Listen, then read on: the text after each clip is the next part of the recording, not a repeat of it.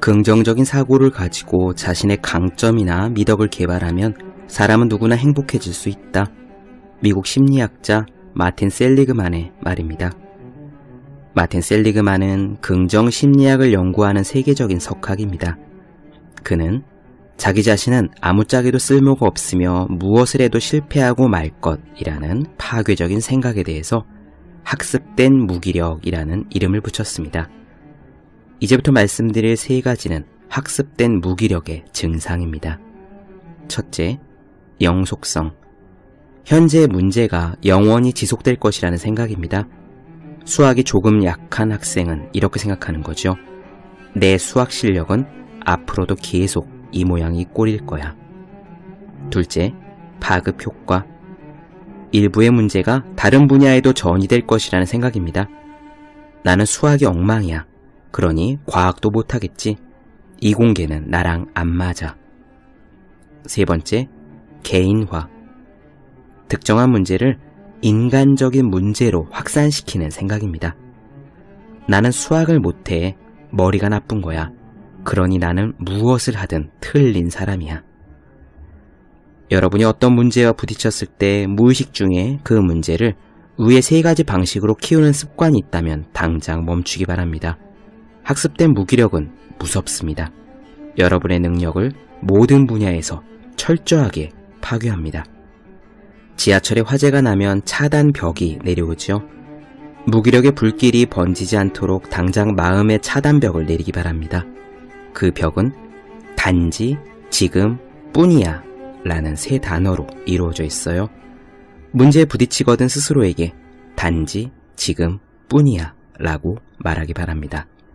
이런 식으로 말이죠. 나는 단지, 지금, 수학만 못할 뿐이야. 365 공비타민, 나는 단지 지금 수학만 못할 뿐이야 의 한 대목으로 시작합니다.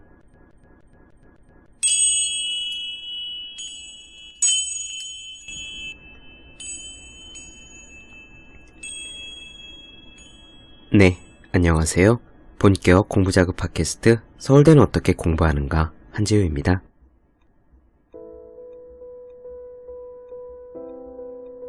우리는 지금 신화에 대한 이야기를 나누고 있습니다. 신화학자 조셉 캠벨은 말하기를요, 신화의 기능은 이런 거라고 했습니다. 인생을 어떻게 살아가야 할지 그 길을 나타내는 지도가 신화다 라고 말입니다.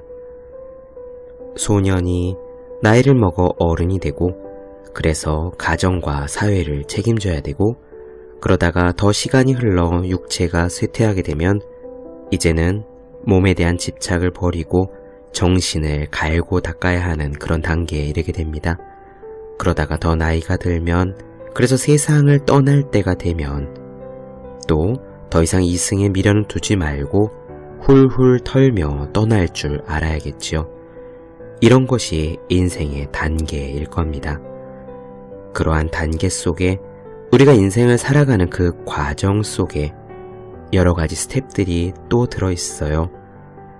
배우는 단계가 있고 모험을 떠나야 하는 단계가 있고 도전해야 하는 때, 사랑을 찾고 결혼해야 되는 시기, 혹은 적과 싸워 물리치거나 적을 내 친구로 만들어야 하는 그런 순간도 있습니다. 이런 모든 삶의 과정, 모든 삶의 단계와 관문들이 신화 속에 고스란히 녹아있기에 조셉 캠벨이 말하길 신화는 인생을 살아가는 방법을 알려주는 지도다라고 했던 거예요. 우리에게 지도가 주어졌으면 우리는 그 지도를 읽을 줄 알아야 되겠죠.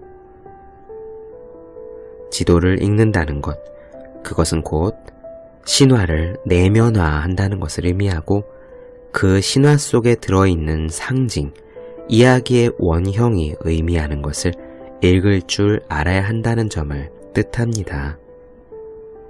그런 것이 신화가 우리 삶에서 갖는 의의 내지 기능이 되겠습니다. 그러면서 우리는 지난 시간에 조셉 캠벨의 이런 이야기를 들어보았어요.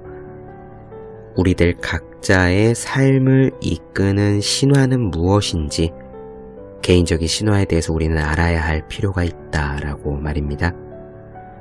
과거에, 그러니까 지금까지 인류 역사의 대부분의 시간에서는 하나의 종교 내지 전통이 사회를 움켜쥐고 있었습니다. 이 말은 곧 하나의 신화를 사람들이 공유하며 살아가고 있었다는 뜻이에요.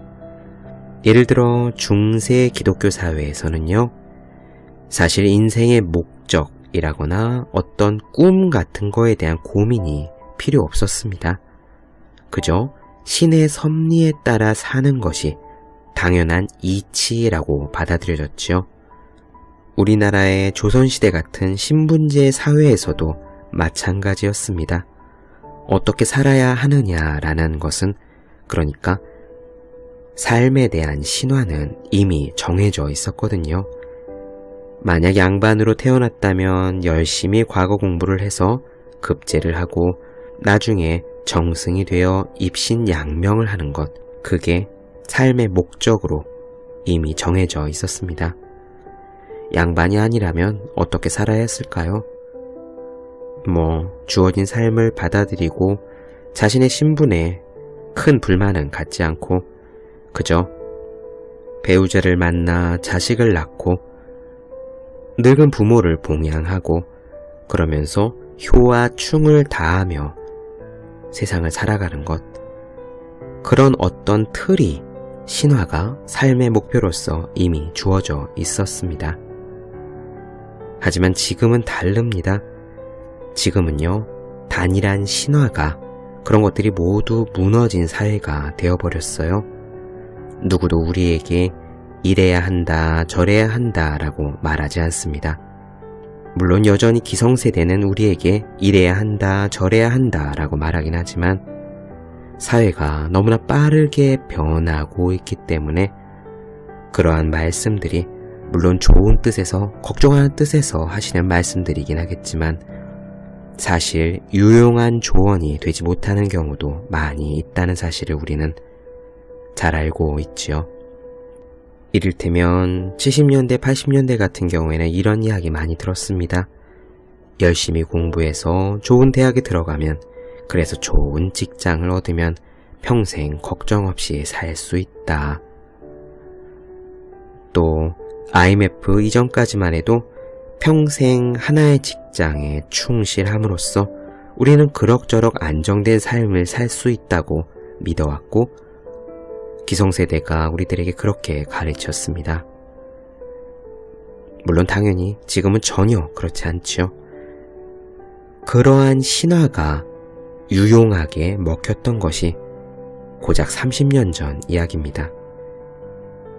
30년이라는 것은 한 세대를 가르는 시간이기 때문에 이 말은 곧 우리의 부모 세대가 자녀 세대에게 물려줄 만한 서사, 즉 신화적 이야기가 없다는 것을 의미할 수도 있겠고요. 또한 슬프게도 우리 역시 우리의 자녀 세대들에게 유용한 이야기를 전해주기 어려울 수도 있다. 우리 역시 마찬가지일 거다라는 점을 암시합니다. 작년에 엄청난 베스트셀러였던 사피엔스의 저자 유발 하라리는 이렇게 얘기한 적이 있어요. 사실 인생을 배우는 시기와 일하는 시기 두 가지로 나누어서 어렸을 때 배운 것을 가지고 평생 써먹으면 산다 라는 전제하에 만들어진 교육제도는 지금은 이미 아무짝에도 쓸모가 없으며 우리는 앞으로 살아가면서 여러 차례 계속 배우고 일하고를 반복하면서 살아야 된다. 게다가 약 2040년쯤 되면은 우리가 지금 알고 있는 대부분의 실용적인 지식들은 거의 완전히 무의미한 것들로 바뀔 것이기 때문에 차라리 학교에 가 있는 자녀들에게 열심히 공부하라고 제재를 가하기보다는 자유시간에 잘 놀도록 응원하라. 그들이 열심히 노는 속에서 친구들과 어울려 노는 그 속에서 앞으로 그들 자신이 먹고 살아갈 수 있는 먹거리를 구할 수 있다 라고까지 이야기했습니다. 이렇게 사회를 지탱하는 하나의 튼튼한 신화 구조가 없는 세상, 우리가 어떤 신화를 따라 살아야 하는지 모르는 세상, 이런 세상에서 우리는 어떻게 해야 할까요? 우리는 어떻게 해야 우리 삶의 지도, 우리의 신화를 찾아갈 수 있을까요? 전통적인 신화, 종교적인 신화는 이미 도움이 되지 않는다고 했고, 부모 세대의 신화 역시 우리에게 도움이 되지 않습니다. 또한 같은 시대를 살아간다고 해도 옆 사람에게 통하는 신화가 내게 통한다고 말할 수도 없지요. 왜냐하면 우리 모두는 각자 자기만의 신화를 살아가야 하기 때문입니다. 우리는 어떻게 살아야 할까요? 나는 어떤 길을 가야 할까요? 신화학자 조셉 캠벨은요, 그 자신의 신화를 찾는 힌트가 바로 블리스, 희열이다 라고 이야기합니다. 블리스를 따라가는 것, 희열을 추구하는 것이 자신의 신화를 찾는 길이다 라고 가르쳤던 거죠. 오늘은요, 그 블리스를 만나는 것을 조셉 캠벨이 사로잡힘이라는 용어로 설명합니다. 지금 이 세상에서 우리는 어떻게 우리 자신의 신화를 찾아야 할 것인지 그 힌트에 대한 이야기를 들어보도록 하죠. 시작해보겠습니다. 에이브러햄 매슬로우는 내가 존경하는 심리학자다. 그는 사람들이 무엇을 위해 사는지에 대해서 욕구 단계 이론으로 설명할 수 있다고 했다.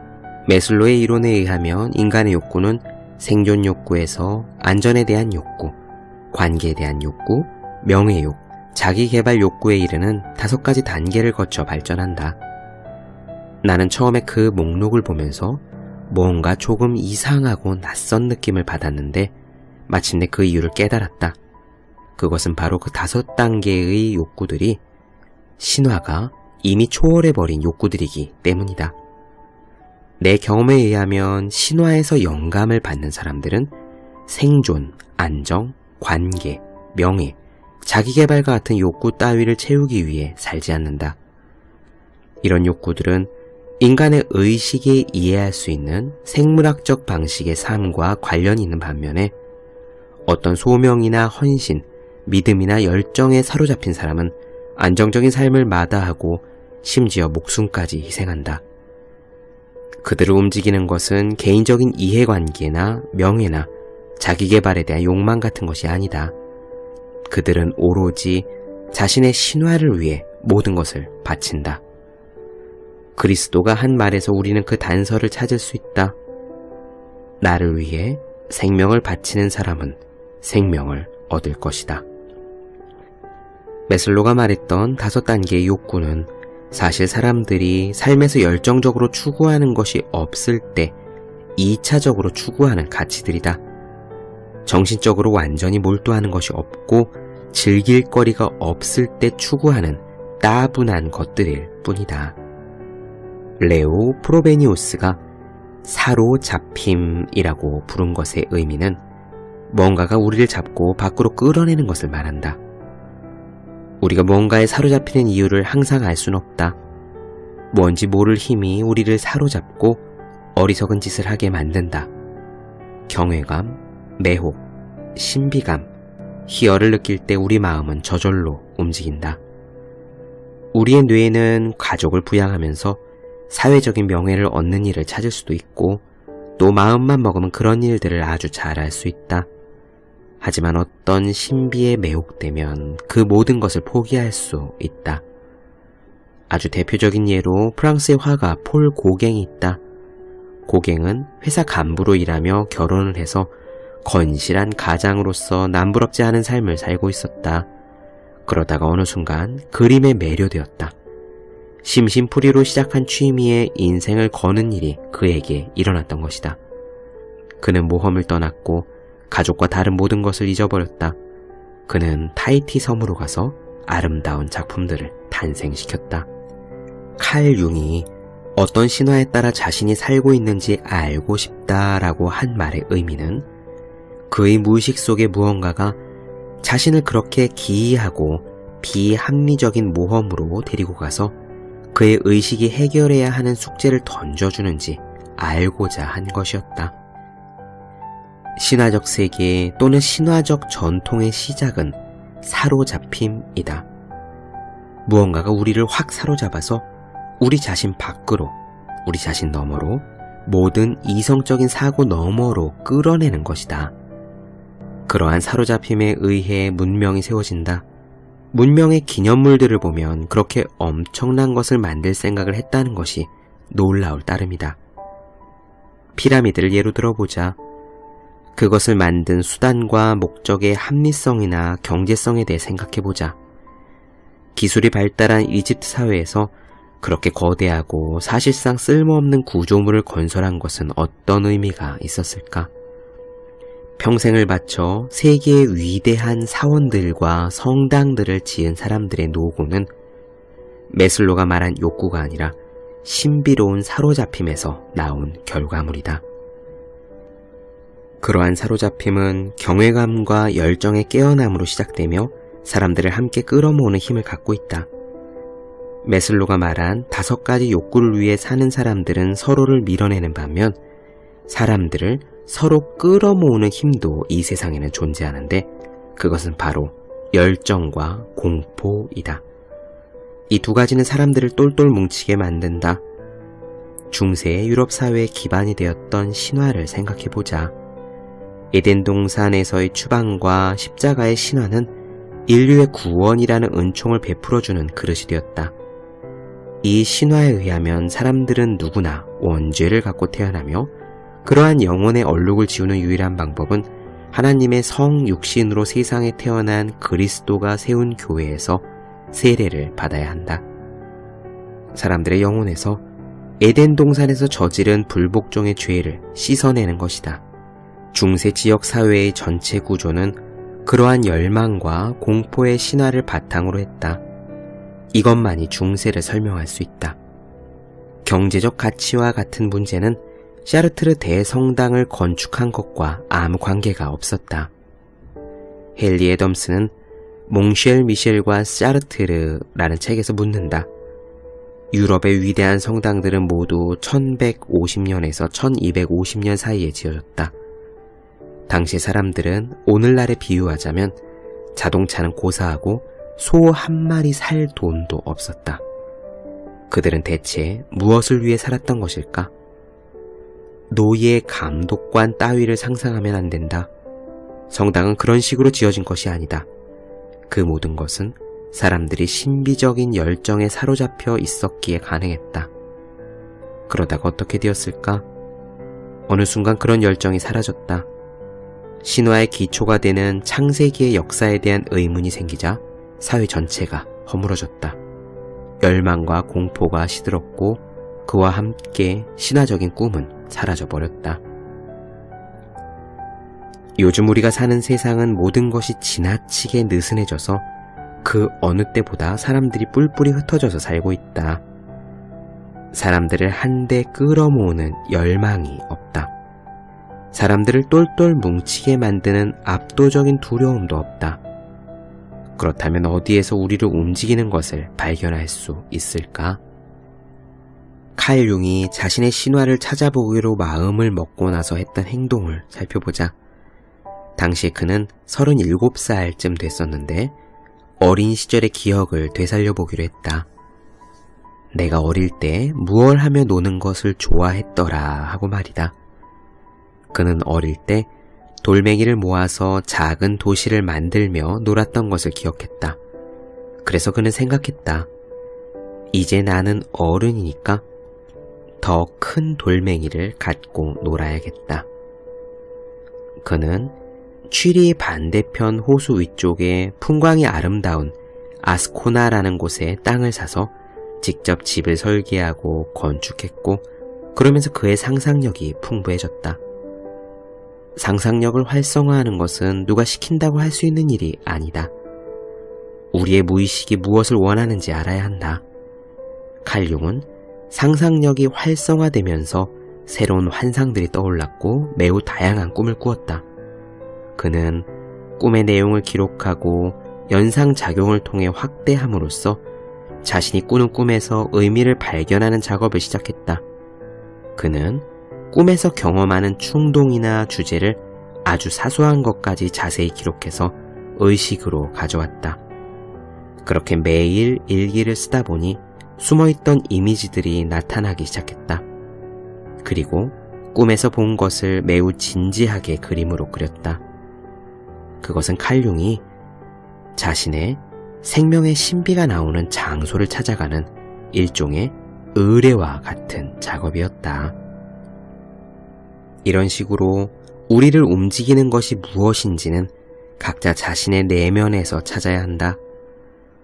물론 그것은 또한 우리를 인생의 단계에 따라 적절하게 인도하는 것이어야 한다. 우리는 인생 단계의 원형이 무엇인지 알고 거기에 맞게 사는 법을 배워야 한다. 이미 지나간 단계에 머물러 있으려고 하는 것은 신경증에 걸리는 원인이 된다. 어른이 되기를 거부하며 인생과 사회에 책임을 지기 싫어하고 계속 어린아이 상태로 남아있고자 하는 40살 먹은 유아와 같은 사람들은 스스로 인생에 대해 판단할 능력이 없으며 자꾸만 권위에 의지하려고만 한다. 인생의 내리막길이 시작되었지만 자신이 여전히 저 꼭대기에 있다고 생각하는 사람도 마찬가지일 것이다. 인생에는 단계가 있다. 일정한 단계가 되면 그 단계에 주어지는 역할을 제대로 수행하는 법을 배워야 한다. 신곡을 썼던 단테는 인생의 주기를 점성학적으로 설명한 적이 있다. 단테는 태양이 하루 동안 움직이는 것에 비유해서 인생을 4단계로 나누었던 것이다. 그리고 각 단계마다 적절한 덕목이 있다고 말한다. 태어나자마자부터 25살까지는 유년기로서 순종적인 태도와 수치심을 배우고 몸과 마음을 건강하게 가꾸어야 한다. 이 시기는 아침에 해당한다. 그 다음에는 25살에서 45살까지의 성숙기로서 인생의 정점에 도달한다. 단테는 이 단계에서 중세 기사들의 가치인 절제, 용기, 사랑, 예절, 충성심을 갖추라고 이야기한다. 35살 무렵이 되면 지금까지 배운 것을 실제로 경험해보고 이제 다른 사람들을 가르칠 수 있게 된다. 이 시기는 하루로 치면 오후에 해당한다. 단테는 45살에서 70살까지를 지혜의 시기라고 했다.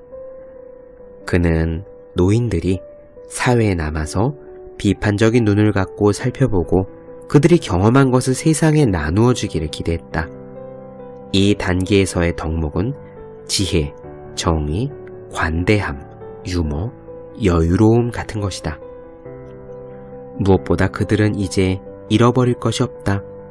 저녁이 된 것이다.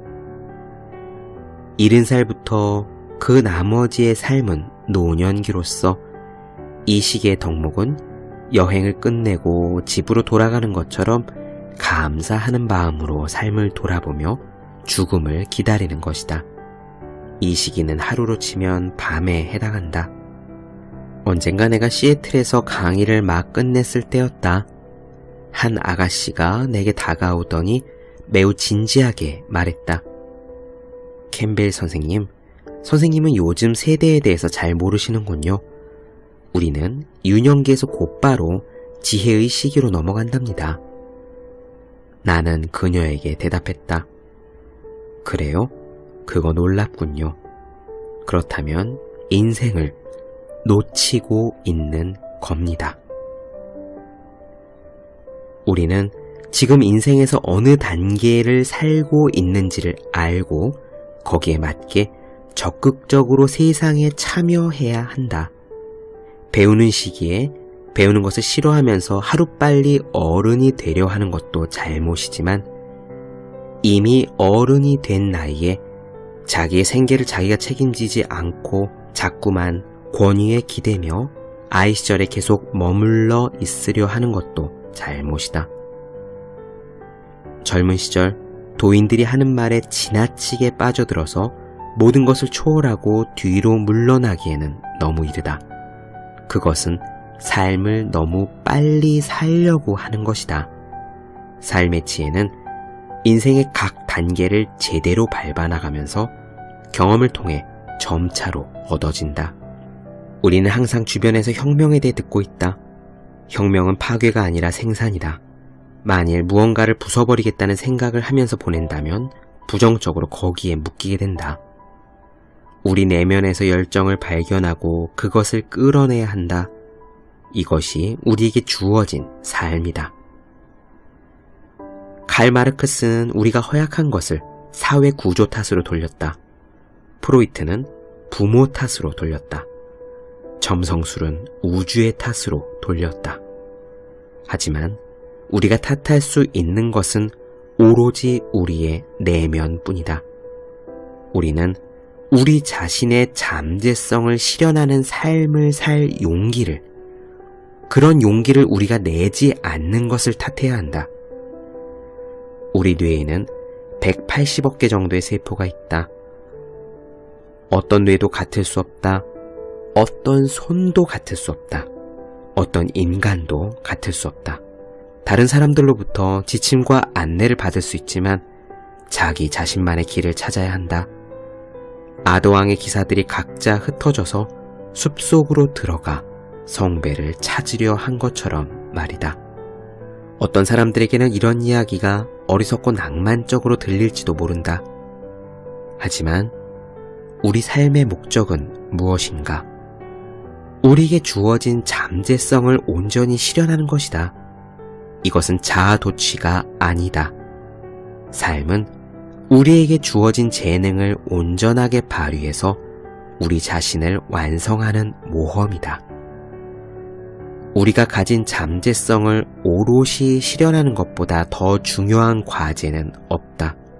그리고 그 과제를 수행할 때 우리는 초월성을 가리키는 투명한 표지판, 투명한 신호가 되고 마침내 우리 자신의 개인적인 신화를 살게 된다. 네, 어떻게 들으셨나요? 우리에게는 많은 이야기가 있지만 저는 늘 궁극의 진리는 통할지도 모른다라는 생각을 합니다. 우리는 방금 전에 이런 이야기를 나눠드렸어요. 우리 삶의 목적은 무엇인가? 우리에게 주어진 잠재성을 온전히 실현하는 것이다. 이것은 자아도취가 아니다. 삶은 우리에게 주어진 재능을 온전하게 발휘해서 우리 자신을 완성하는 모험이다. 이 부분은요, 우리가 얼마 전에 이야기했던 달리기와 존재하기에서 조지 슈언이 했던 이야기와 정확하게 일치합니다. 조지 슈언은 이렇게 말했었죠. 성공이란 우리 자신의 잠재력을 실현하는 것이다. 온전히 자기 자신으로서 존재하는 것이다. 여러분은 블리스를 느낀 적이 있으십니까? 무언가에 홀연히 사로잡힌 적이 있으신지요? 조지 슈언이 달리기에 사로잡혔듯이 우리가 무언가에 끌릴 때 우리는 그것을 어떤 표지이자 신호로 알고 조금쯤 따라가 볼 용기를 내야 할 것입니다.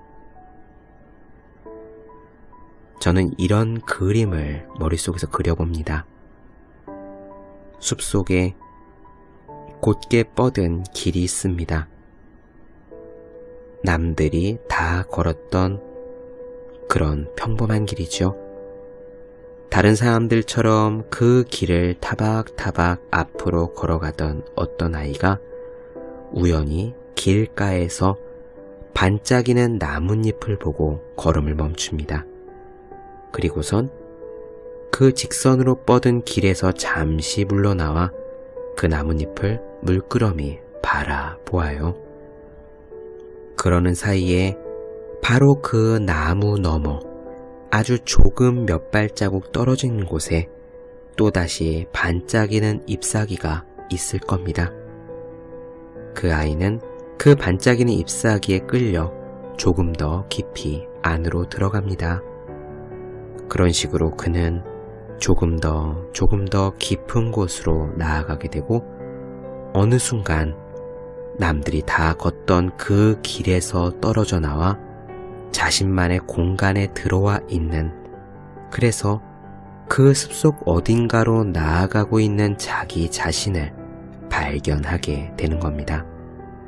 우리가 우리 자신의 신화를 찾고 그것을 발견하고 그것을 살아간다는 것은 바로 이런 의미가 아닐까라고 생각해 봅니다.